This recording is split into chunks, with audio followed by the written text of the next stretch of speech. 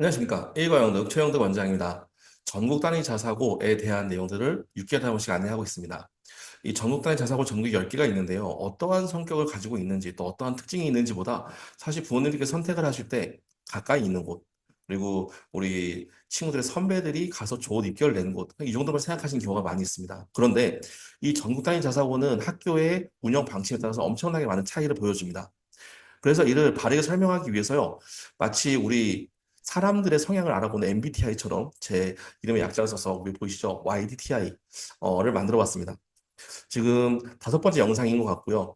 매년 상반기, 하반기 버전을 업데이트해 가면서 이 안내를 드리고 있는데요. 일단 우리 2025년 첫 번째 버전 설명을 좀 드리고요. 아직 2026학년도 전형이 나오진 않았지만 전년도 이 학교들은 어떠한 변화가 있었는지 조금씩 설명을 드리면서 가보도록 하겠습니다. 자, 첫 번째로요. MBTI 같은 경우에 선호하는 세계부터 시작해서 결과적으로 그 세계에서 우리 친구, 우리 사람들의 양식이 어디까지 나타나는지에 대한 것을 단기적으로 보여줍니다.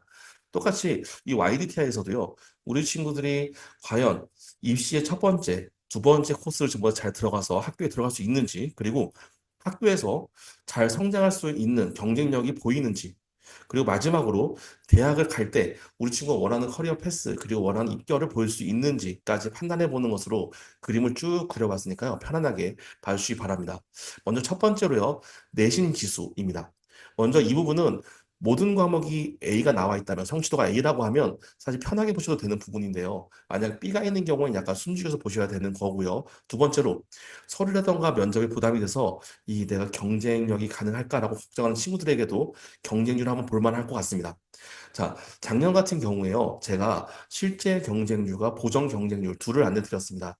이유는 무엇이었냐면, 교육부에서 이 자사고 같은 경우에 앞으로 없앨 거예요 라고 했다가 이제 다시 살릴 거예요 라고 얘기를 하면서 대신에 사회통합전형 20%를 꼭 지켜 라고 했습니다. 그러다 보니까 민사고부터 시작해서 많은 학교들이 일반 전형으로 모든 친구들을 뽑았는데 이제 사회배려 전형, 지역 전형 등등도 만들기 시작했다라는 거죠. 이제 그러다 보니까 이제 이런 느낌이었어요. 음, 원래는 일반 전형의 경쟁률이 훨씬 더 높았는데 경쟁률이 적었던 친구들이 자릿수까지 늘어버린 상황이 된 거죠. 그러니 일반 경쟁률이 더 늘어날 거다라고 생각했던 거죠. 그래서 실제로 실제 경쟁률과 보정 경쟁률을 보면 보정 경쟁률 모두 커졌습니다.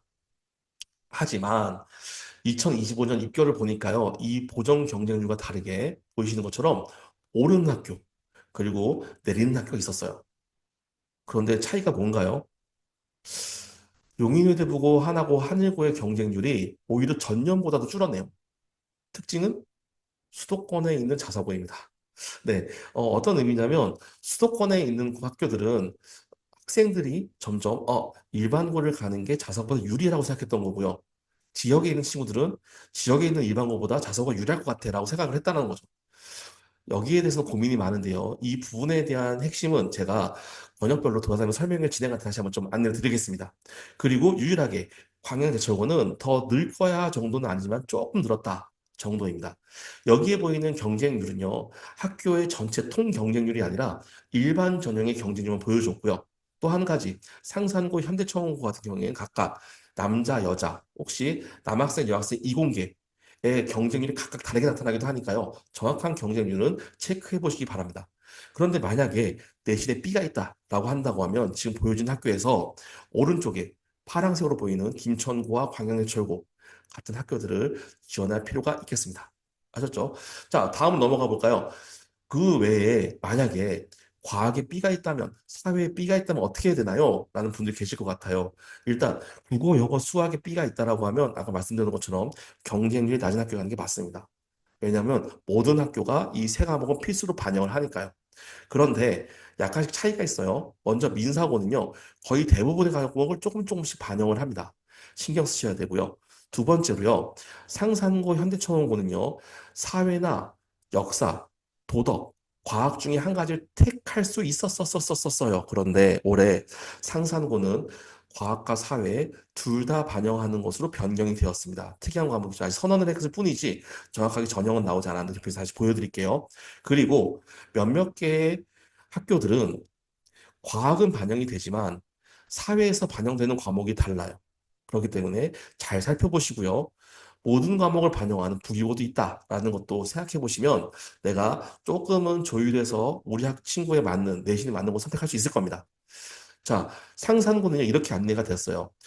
국어, 수학, 영어 세 가지를 필수로 하고 과학과 사회 중에 하나만 했어. 왜냐하면 수능이 그랬었거든. 그런데 이제 수능에서 다섯 가지 다 보니까 우리 다섯 가지 다 볼게. 이렇게 된 거죠. 아주 수능 집착형 학교, 뒤에서 안내 드리겠지만 라는 것이 보여지는 사례 중에 하나입니다. 그렇죠? 다음으로 가볼게요. 자, 이런 자료들 그리고 이런 데이터들을 어떻게 계산하나요? 라고 하실 텐데요. 매년 모든 전형이 다 완료가 되고 나면 9월 말쯤에 제가 이렇게 내신 지수 계산 엑셀 파일을 만들어서요. 무료로 배포를 하고 있습니다. 어디에? 제 홈페이지와 블로그에. 자, 그래서 이렇게 들어와 보시면 최영덕 원장 진로진학 정보 YDTI 전국단위 자사고 분석에서 다운받을 수가 있습니다. 그리고 각 학교에 입학처로 들어갈 수 있는 링크도 있고요. 그런데 지금 무료로 사용했던 우리 모두 홈페이지가 폐쇄가 된다는 얘기가 좀 있습니다. 그래서 옮기고 있는데요. 반드시 만약 그럴 경우에 네이버에 제 이름 검색해 주시고 홈페이지를 클릭해 주세요. 모두 말고 다른 홈페이지를 만들어 놓겠습니다. 아셨죠? 자, 두 번째로는요. 면접 유형입니다. 사실 면접 유형은요, 약간 학교의 지문 같은 느낌이라서 해가 가도 별로 바뀌진 않아요. 그런데 특수한 경우가 하나 있었죠. 바로 올해 민족사관고등학교였었습니다. 자, 민족사관고등학교는 원래요, 이렇게 다섯 개 영역을 20분씩 100분 동안 봤습니다. 애들을 죽어나게 만들었던 악명 높은 전형이었죠. 그런데 올해 발표가 났었어요. 우리는 학생부 전형으로 가겠다. 그래서 학생부에 대한 면접, 자소서에 대한 면접을 확인하겠다라고 했습니다. 사실 저도 안 믿었고요. 많은 사람이 안 믿었죠. 그래서 제가 처음 발표할 때는 이런 식으로 민족사관 고등학교의 서류 검증은 분명히 잔인할 거야 라고 해서 가장 면접이 특수하고 까다로운 학교로 분류를 해놨고 그 다음에 상산고, 현대청고등학교 순으로 재심문이 나오니까 독특해요 라고 얘기 드렸고요. 오른쪽에 있는 우리 부모님께서 보실 때 오른쪽에 보이는 하나고, 외대부고 등은 학생부랑 자소서만 잘 써도 갈 수 있는 곳이요 라고 설명을 드렸었습니다. 그런데 결론은 어떻게 됐다? 민사고가 말한 게 많았다. 위치로 따지자면 외대부고 다음 정도로요. 자소서에 대한 질문을 많이 물어보았다가 이번에 요구요. 10분에서 15분 사이 면접으로 진행이 되었습니다. 만약에 우리 친구들이 제시문 혹은 수학 문제 이런 문제를 잘할 수 있다라고 하면 면접 특이성이 특이한 학교를 선택하시고요. 만약에 우리 친구들이 이런 건 잘 못하지만 자신의 스토리에 대해서 잘 설명할 수 있다라고 하면 특이성이 적은 1, 2, 3, 4번 유의 학교를 시작하시는 거 추천합니다. 아셨죠? 자, 이제 세 번째, 내신 경쟁 지수입니다. 올해 내신 경쟁 지수도 약간 독특한 부분이 있는데요. 무엇이냐면 각 학교의 내신에 대한 표준 편차가 줄었답니다. 자, 제가 판단하고 있는 것은 전해에 우리 친구들의 국어, 영어, 수학의 성적의 표준 편차가 큰가 작은가인 겁니다. 만약에 표준 편차가 크다면 학생들의 실력의 차이가 많이 나기 때문에 우리 친구가 1등급은 똑같이 하기 어렵겠지만 2등급, 3등급은 하기 쉽지 않을까라고 바라봤던 거죠. 여기서 보이는 경쟁을 보니까요. 빨강색에 다섯 개 학교가 눈여겨지게 보이는데요. 상산고, 현대청원고, 민사고, 용인외대부고, 하나고등학교네요. 맞습니다. 확실히 수도권에 있는 학교, 그리고 수능을 잘 보는 학교들이 이 표준 편차가 심각하고 경쟁이 치열하다고 볼 수가 있겠네요. 만약에 우리 친구들이 이 학교에 가서 약간 내신에서 걱정이 된다라고 한다면 파란색 류의 학교를 선택하는 게 좋다라고 보여집니다. 아셨죠? 자, 내신 경쟁력 아주 중요한 부분이니까요. 여러분도 확인을 하는데요. 여기서 중요한 부분이 있습니다.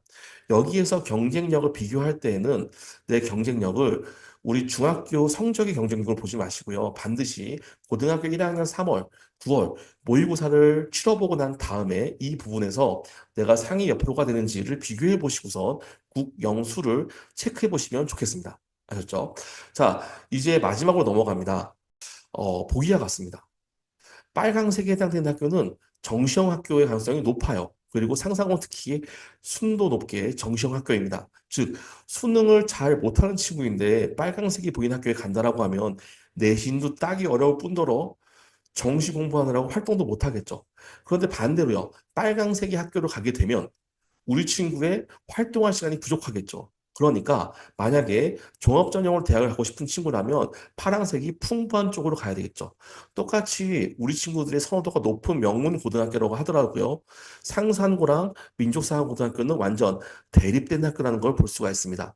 그런데 제가 이 서울대 합격자에 물음표를 달아놨어요. 왜냐하면 올해 입결을 보고 나니까 지역에 서울대 합격자 수가 너무 떨어졌습니다. 지역에 있는 전국단위 자사고의 경쟁력이 떨어졌기 때문일까요? 그렇지 않고요. 지역의 의대 전형의 확대됨에 따라서 우수한 친구들이 서울대를 가는 게 아니라 의대를 가버린 거죠. 그러다 보니까 점점 서울대 합격자 수에 대한 분포랑 비율이 의미가 있는가라는 생각이 들기 시작했어요. 그래서 올해는 진학률을 넣어봤는데요. 사실 아직까지 진학률도 큰 의미를 보이지는 않고 있습니다. 올해 말까지는 일단은 이 데이터로 끝까지 밀고 나아가 보려고 하는데요. 내년도에 고교 학점제에서의 결과가 조금 더 나오면 이 표시는 달라질 것 같습니다. 앞으로 각 고등학교가 대입 입결을 나는 보여주는 이 트렌드가 어떻게 변화할지, 그리고 어떠한 수치로 우리 학생과 학부모님께 정확하게 설명해 드릴 수 있을지를 더 고민해보고 정확한 자료를 만들도록 노력하겠습니다. 자, 이렇게 여러 학교의 분포들을 좀 정리를 해봤습니다. 결과적으로 우리 학생들이 학교를 잘 들어갈 수 있을지, 학교 생활을 잘할 수 있어서 평가를 잘 버틸지, 그리고 대학을 어떻게 보낼지에 따라서 전국 단위 자사고는 선택하는 폭이 다양해진다라는 것을 생각하시고 끝까지 지켜보도록 해주시고요. 올해 9월, 10월에도요, 버전업을 해서 2026.0 버전으로 다시 한번 인사드리도록 하겠습니다. 감사합니다. 모두 화이팅입니다.